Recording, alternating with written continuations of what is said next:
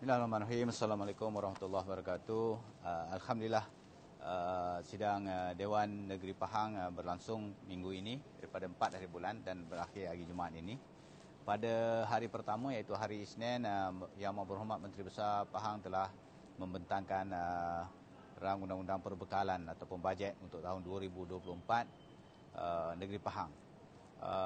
Apa yang dibentangkan oleh Yang Berhormat Menteri Besar ini adalah sama seperti mana yang dibentangkan pada 2 tahun sebelum ini, iaitu dengan hasil kutipan dijangka akan dapat dikutip pada negeri Pahang untuk tahun depan, untuk tahun 2024 adalah sebanyak 1.13 bilion.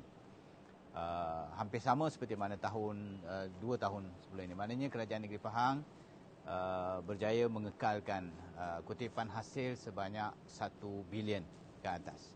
Kita ucap tahniahlah kepada kerajaan dan seluruh penjawat-penjawat awam di negeri Pahang. Antara perkara utama yang dapat saya ringkaskan di sini adalah hasil 1 bilion lebih ini adalah hasil kutipan yang daripada sumber tradisi, masih lagi mengekalkan.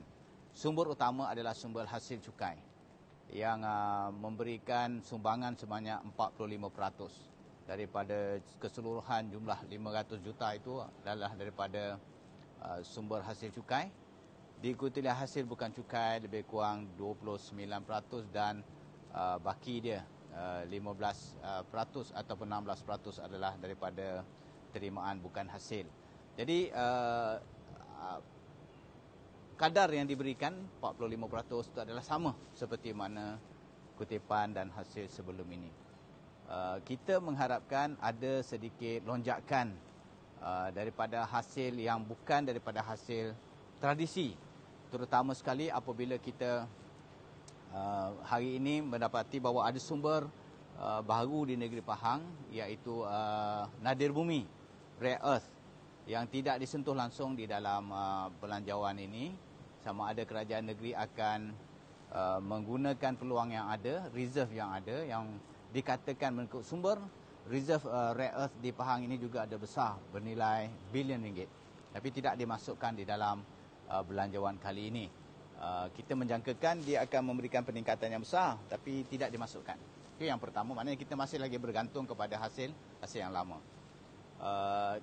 Bagi hasil bukan cukai pula adalah bergantung juga kepada hasil lama, iaitu permit perhutanan dan juga lesen perhutanan, menyumbang hampir 100 juta.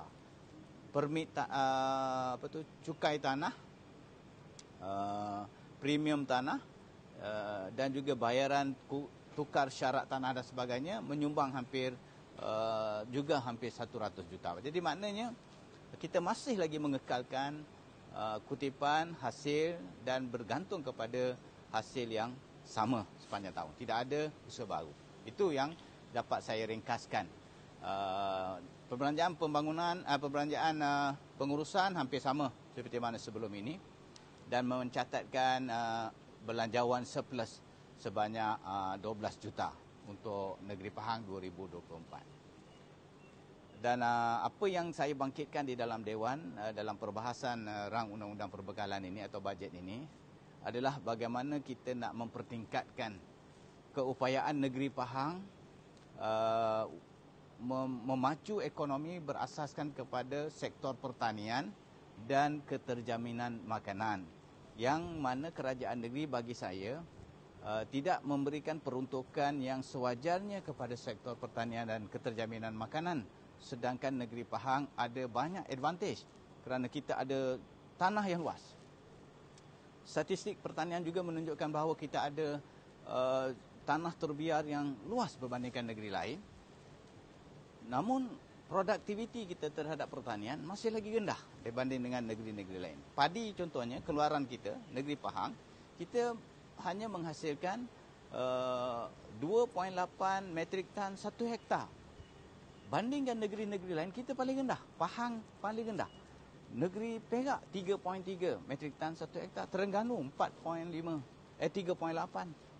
Kelantan 4.5 metrik tan 1 hektar, kita 2.8. Tapi keluasan tanah kita luas. Maka di sinilah yang saya anggap bahawa kita perlu fokus kepada industri asas tani dan keterjaminan makanan ini dengan memberikan peruntukan yang lebih. Saya sarankan semalam semasa berbahas, bila kerajaan memperuntukkan hanya 5% daripada hasil, 58 juta sahaja daripada hasil, saya cadangkan supaya kerajaan pertimbangkan meningkatkan peruntukan untuk sektor pertanian dan keterjaminan makanan kepada 10% daripada hasil. Maknanya sekurang-kurangnya 100 juta setahun untuk sektor pertanian. Baru kita kata Pahang ini boleh menghasilkan hasil dan juga keterjaminan makanan, food security rakyat dia boleh kita adakan. Itu yang saya bangkitkan secara menyeluruh pasal bajet. Yang kedua, pasal pelancongan. Pahang ini masih lagi pelancongannya tertumpu kepada tanah tinggi dan pantai. Cameron Highland, Genting Highland, kemudian pantai di Kuantan, pantai di Tioman dan sebagainya. Tetapi sebenarnya sumber semula jadi Pahang ini sangat besar. Kita ada banyak ekoturism. Kita ada jeram, lata yang banyak. Hampir setiap daerah ada. Kita ada gua. Sama ada gua batu kapur atau gua biasa. Kita ada gunung yang tinggi.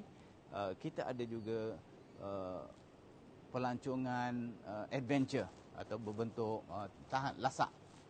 Maka ini perlu dieksploit sebagai sumber pelancongan baru yang tidak hanya bergantung kepada tanah tinggi dan pantai. Perlu ada usaha, perlu ada satu orang kata apa, pasukan yang boleh menggerakkan